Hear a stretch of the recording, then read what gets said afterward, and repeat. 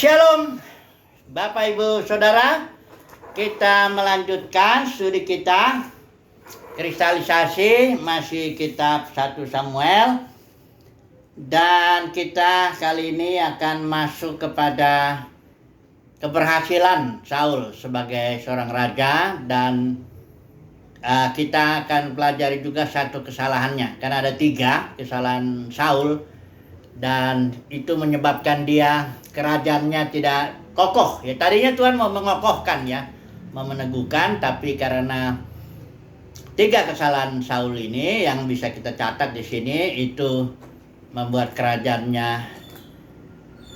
tidak kokoh, dan Tuhan memilih seorang yang lain, Daud, yang berkenan kepadanya. Mari kita melihat dulu bahwa Saul ini memang menjadi raja tanpa proses. Kita sudah bahas kemarin, karena pada waktu itu kondisinya Israel mendesak kepada Tuhan yang melalui Samuel untuk minta raja. Padahal Tuhan punya waktunya sendiri, punya caranya, dan punya motivasi kemuliaan Tuhan lah, ya. Karena Israel mendesak dia minta raja karena dia ingin seperti bangsa-bangsa lain. Jadi sekalipun Tuhan itu adalah, ya, pencipta langit, bumi, laut, dan segala isinya, dan luar biasa kuasanya, tapi Tuhan kita itu adalah Tuhan proses juga.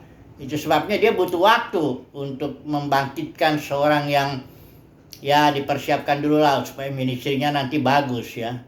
Tapi Saul hanya sedikit saja dia melakukan perbuatan besar, ya. Kalau kita melihat keberhasilannya ini kalau di pasal ke-13 ini, ya, dia atau sebelumnya, ya, ketika dia diurapi menjadi raja, kemudian dikatakan di pasal 11 Saul menyelamatkan Yabesi. Yabesi Gilead ini suatu daerah di sebelah timur Sungai Yordan. Jadi bukan daerah yang Tuhan janjikan, ya, tanah Kanaan. Karena di sebelah timur ini, Sungai Yordan ini, disitulah tinggal suku Ruben, Gad, dan setengah Manasye. Nah, kota Yabesi Gilead itu memang kota Israel. Dan ketika itu ada di sini seorang namanya Nahas, ini raja Amon, ya, orang Amon, ya. Dia mau menyerang Yabesi Gilead, dan dengan catatan maksudnya mau menyerang, tapi Yabesi Gilead bilang begini, berilah kami kelonggaran kalau untuk minta bantuan kepada seluruh Israel. Kalau enggak, ya kami akan datang kepadamu. Nah, terus si Nahas ini orang Amon boleh katanya, tapi dengan syarat kucungkil mata kananmu, ya, supaya aku mendatangkan malu kepada segenap orang Israel. Nah, begitu si Yabesi Gilead kirim utusan. Ketika itu Saul masih muda, bekerja sebagai bawa lembu itu, ya. Dia baru pulang dari ladang, berjalan di belakang lembunya, dia bertanya, ya, ada apa nih kok nangis-nangis? Ketika diketahui apa yang diancam oleh Nahas ini orang Amon, wah, Saul langsung dikuasai roh pada waktu itu. Perhatikan, ya, ayat 6 ini pasal 11. Ketika Saul mendengar kabar itu, maka berkuasalah, ini saya pakai Elai, ya, roh Allah atas dia, dan menyala-nyalalah amarahnya dengan sangat. Jadi ketika itu, karena Saul sudah diurapi memang, dan roh Tuhan itu datang atas dia, dan dia melakukan perbuatan perkasa, ya. Dengan berapa ratus ribu orang dia hantam itu Nahas orang Amon itu, ya. Dan bukan hanya itu aja, ya, keberhasilan Saul itu, tapi juga setelah keberhasilan ini, itu Samuel pergi ke Gilgal dengan Saul, memperbaharui jabatan raja di sana, ya. Menjadikan Saul raja sekali lagi di hadapan Tuhan. Mereka bersukaria dengan sangat, ya, karena jelas perbuatan Saul itu menyelamatkan Yabesi Gilead dari ancaman atau serangan Nahas ini orang Amon. Kemenangan Saul bukan itu aja, bahkan di sini dicatat, ya, kemenangannya di pasal 14 ayat yang ke 47 saya bacakan ya. Setelah Saul mendapat jabatan raja atas Israel, maka berperanglah ia ke segala penjuru, melawan segala musuhnya, melawan Moab, Bani Ammon, Edom, raja-raja negeri Joba, orang Filistin. Nah, dan kesimpulannya begini, kemanapun ia pergi, ia selalu mendapat kemenangan. Ia melakukan perbuatan-perbuatan yang gagah perkasa, memukul kalah orang Amalek, dan melepaskan Israel dari tangan orang-orang yang merampasi mereka. Ini Alkitab bersaksi bahwa Saul seorang raja yang luar biasa melakukan perbuatan-perbuatan besar menyelamatkan Israel ya. Hanya tidak selamanya begitu ya. Tidak selamanya keberhasilan Saul ini. Ada 3 di sini dicatat. Mari kita mencoba hari ini, coba dulu satu aja dulu. Kalau kita bisa selesaikan ini ya. Pasal 13 judulnya ketidaktaatan Saul waktu orang Filistin datang menyerang. Ceritanya begini. Jadi setelah Saul melakukan perkara-perkara yang luar biasa itu ya, dia memang raja ya, berperang terus. Kemudian dia berperanglah dengan orang Filistin ya. Nah, ketika dia berperang dengan orang Filistin itu, Samuel sudah janji akan datang ya, 7 hari akan datang ke sana dan mempersembahkan korban, minta belas kasihan Tuhan. Nanti Samuel akan kasih arahan ya, sesuai dengan kehendak Tuhan. Samuel akan menyampaikan kepada Saul apa yang harus dilakukan ya. Tapi setelah ini ya, 7 hari tunggu-tunggu, Samuel tidak datang. Dan orang Filistin sudah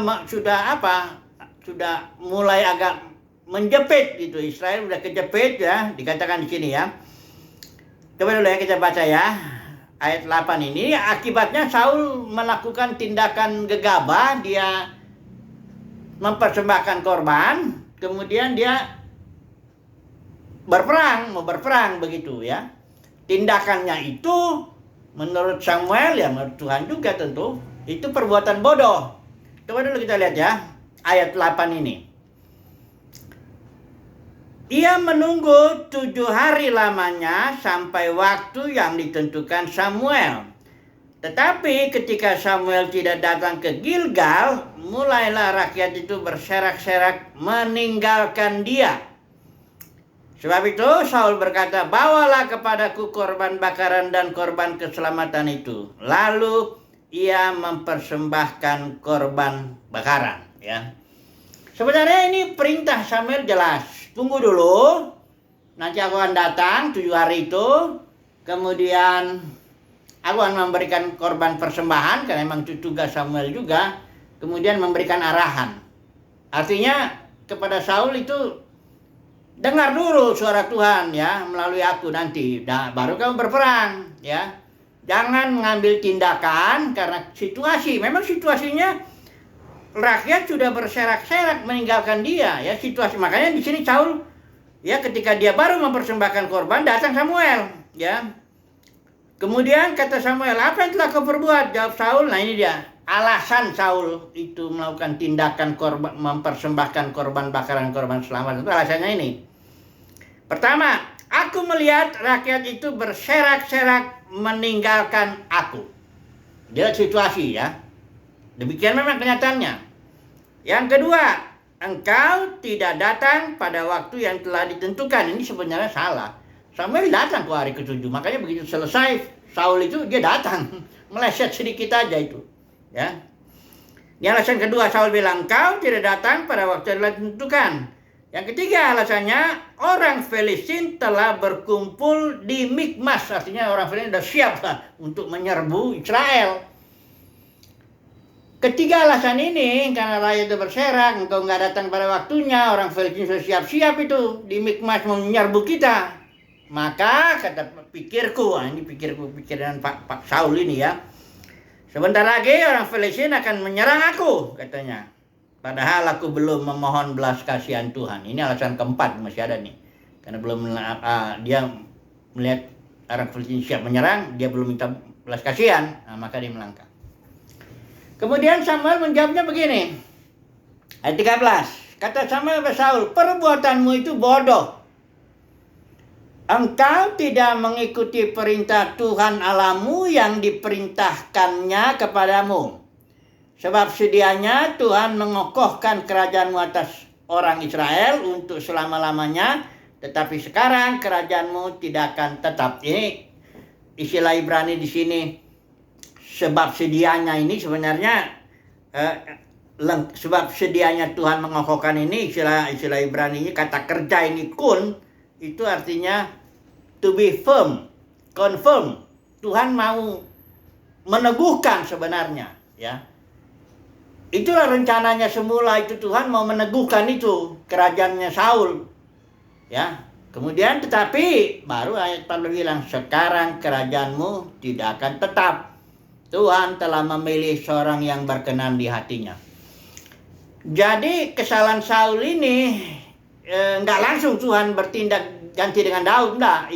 Ini Saul ini kita tahu ya ceritanya. Saul itu tampil ya menjadi raja tahun 1050 dan dia 40 tahun sebagai raja. Jabatan raja itu di tangan dia. Ya, baru kemudian ini 1030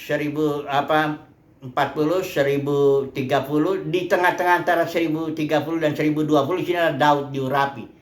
Jadi 20 tahun lebih Saul tetap Daud belum tampil, ya. Saul melakukan 3 kesalahan itu. Barulah kemudian Daud tampil setelah 20 tahun lebih Saul menjabat sebagai raja, ya. Jadi walaupun dikatakan di sini Tuhan telah memilih seorang yang berkenan di hatinya, bukan langsung situ. Inilah cara Tuhan, ya. Tuhan itu punya waktunya sendiri, ya. Di sini kesalahan Saul ini. Saul itu bertindak berdasarkan akal sehat ini. Ini memang akal sehat ini. Akal sehatnya Saul ini memang wajar. Rakyat sudah berserak. Terus Samuel tunggu-tunggu, menurut dia belum datang juga. Kemudian orang Filistin sudah siap menyerbu. Ya ini bagaimana? Ya seorang wajar aja kalau orang dengan akal sehatnya bertindak seperti Saul. Tapi itu dipandang Tuhan sebagai pelanggaran terhadap firman Tuhan, tidak dengar suara Tuhan. Nah, sebelum kita masuk kesimpulan, coba dulu kita melihat perkara ini dengan lebih jelas lagi. Ini perkara kelemahan Saul ini, ya. Ini adalah suatu perkara mendengar suara Tuhan dan juga bertindak dengan akal sehat, atau ini pelayanan juga sebenarnya. Melayanilah. Ya, dia kan sebagai raja, dia harus membebaskan Israel dari musuh-musuh. Jadi kalau dia menyerang Filistin, itu berarti dia sedang dalam pelayanannya sebagai raja. Jadi saya bandingkanlah ini mendengar suara Tuhan dengan melayani, pelayanan, ya, aktivitas, ya, kegiatan. Bagus ini kegiatannya, jangan dibayang. Ini bukan membandingkan baik dengan jahat atau mencuri dengan memberi makan orang miskin, bukan gitu. Ini membandingkan antara mendengar suara Tuhan dengan melakukan pelayanan jabatan sebagai raja itu.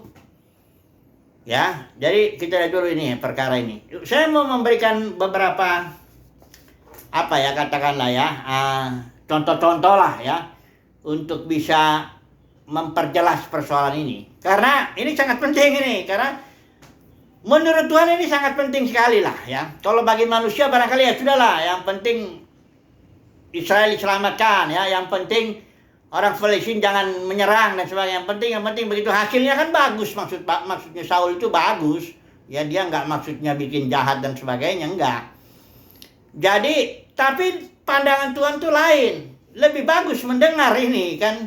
Nah mari dulu saya contoh dulu ya, Yesuslah dulu ya, dalam Ibrani ya, kita melihat ya, coba dulu Ibrani ya.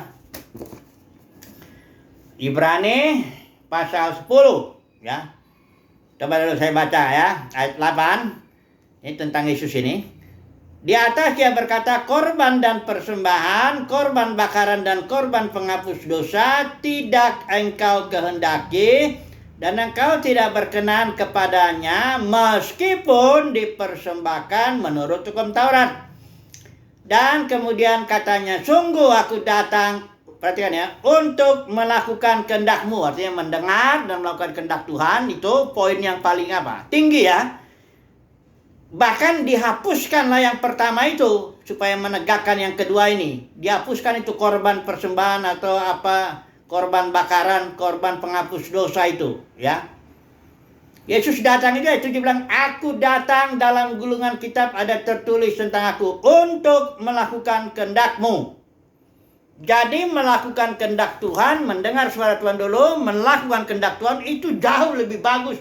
Bahkan dengan korban bakaran, korban sembelihan atau korban persembahan apa, keselamatan, yang sekalipun itu ada aturan hukum Tauratnya.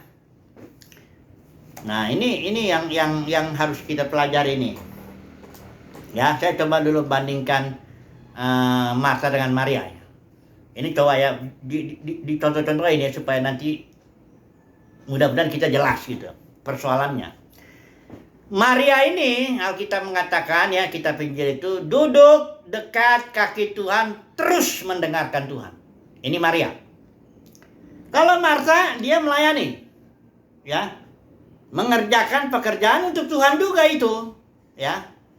Nah, terus komentar Yesus begini. Karena Martha marah dia sama Maria.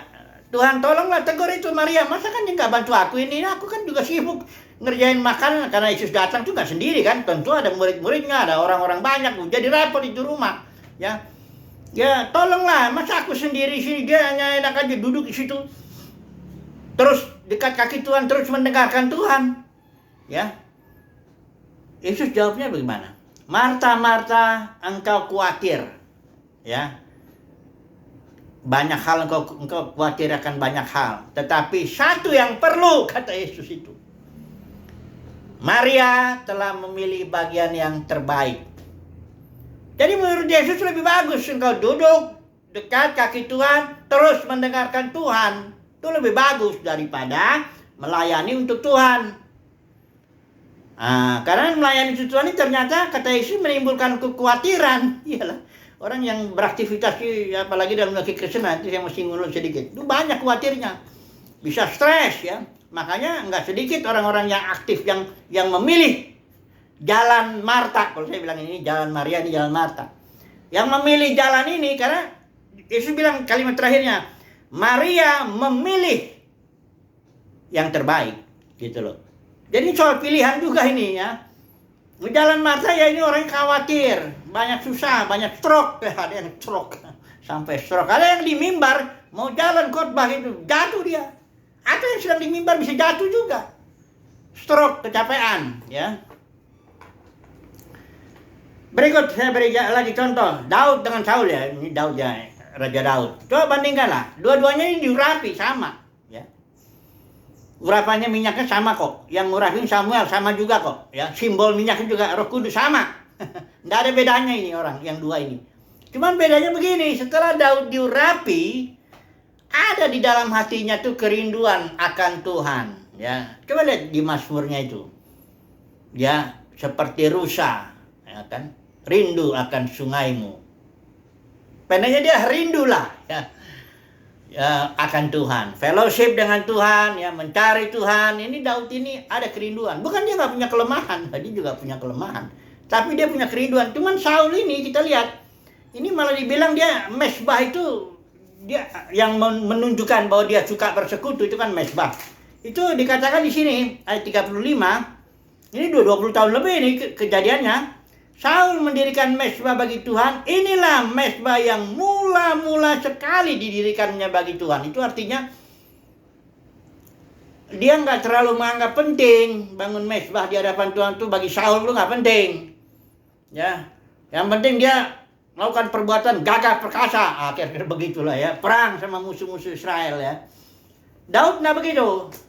Daud itu suka dia, ya.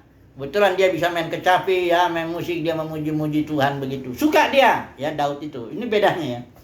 Kemudian coba lihat lagi bedanya Yakub dengan Esau, ya. Kalau Yakub itu memang dia banyak jeleknya lah ya. Pertama dia kebanci-bancian, ya senang di kemah, Tuhan suka masak ya. Menipu, licik gitu ya. Kalau Yakub ini, kalau Esau, wah ini laki-laki yang maco istilahnya ya. Senang di padang, berburu dia, Gagah perkasa lah. Dia kalau orang suruh milih mana, mau milih Esau atau Yakub, pasti saya yakin, terutama laki-laki kan pilih, atau perempuan pun senang ya dengan laki-laki yang macok begitu ya, jangan yang kebanci-bancian begini. Tapi Yakub itu seorang yang dia mencintai, katakanlah firman Tuhan. Karena dia hal-hal yang dari Tuhan tuh dia cinta. Contohnya hak kesulungan.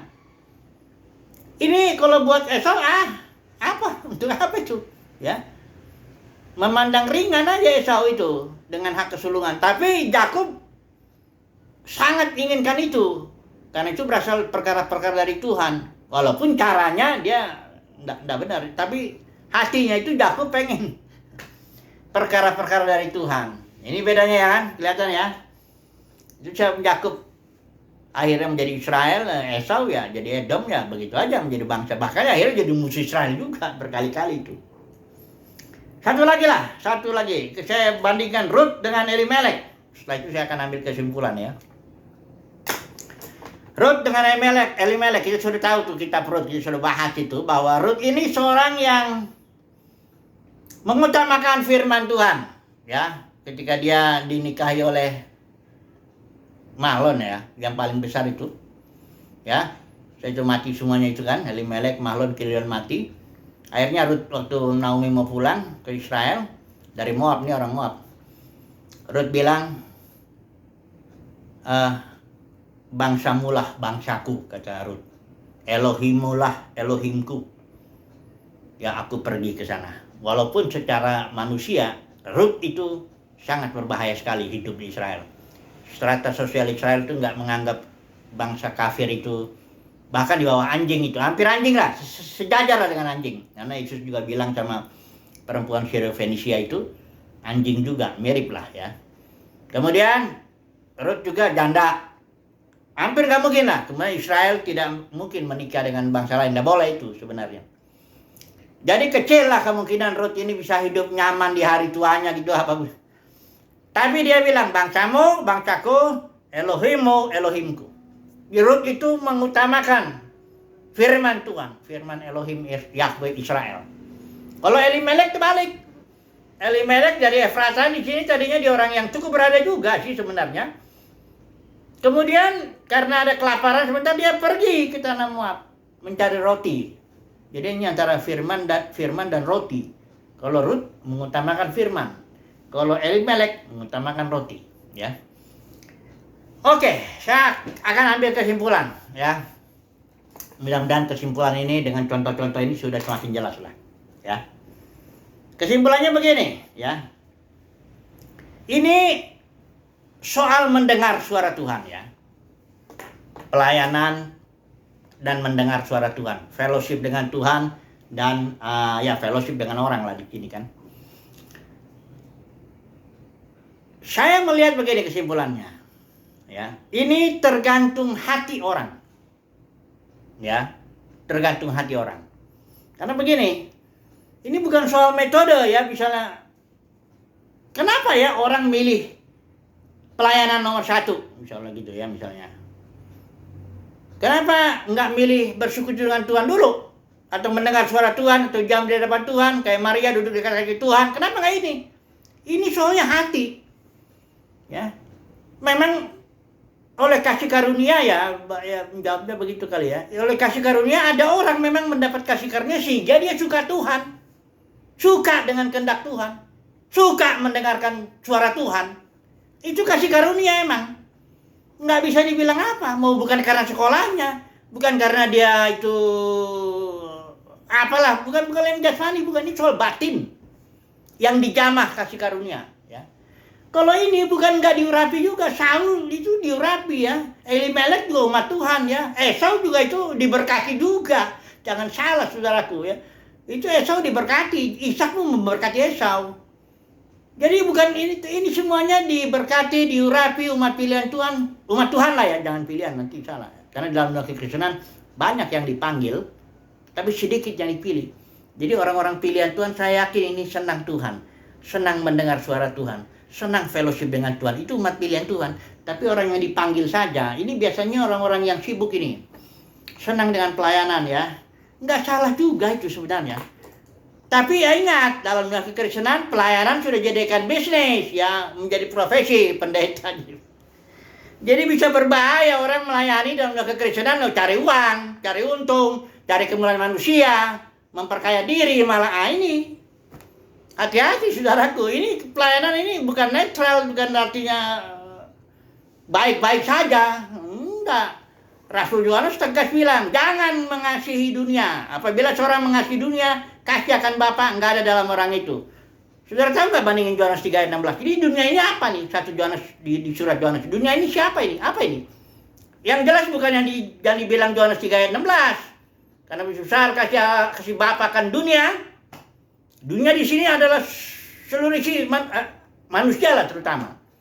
Kalau yang ini dunia keagamaan ini, dunia kekristenan. Jangan mengasihi itu, karena apa? Di dalamnya itu keinginan daging, keinginan mata, gangguan hidup. Karena dalam dunia sistem kosmos ini, sistem kekristenan ini yang udah jatuh. Bahaya orang kalau melayani dengan, kalau nggak betul-betul mengasihi Tuhan, mendengar suara Tuhan, masuk ke dalam dunia pelayanan. Saudaraku masuk serigala itu, hati-hati. Ini saya ngomong terus terang. Kenapa? Karena serigala ganas itu di dalam Kisah Para Rasul 20, itulah yang menyebabkan timbulnya ini. Ajaran Jebel, Bileam, Nikolaus. Jadi kalau orang enggak, ini saya jujur aja, dulu saya ini orangnya polos-polos saja melayani.